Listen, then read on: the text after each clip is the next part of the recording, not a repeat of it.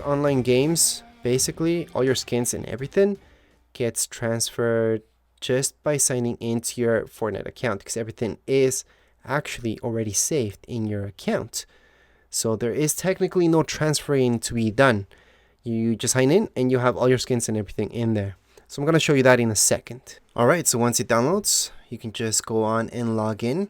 It's just going to log in using your PlayStation account, pretty much. And that's how everything just gets transferred into this. Because no matter which PlayStation you go into or any other console PC, you will see that all your stuff is right there.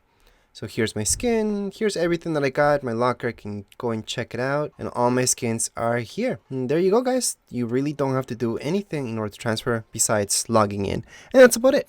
Anyways, if you guys have any questions, comments, you guys can write down here in the comments area. Don't forget to subscribe and like. Thank you.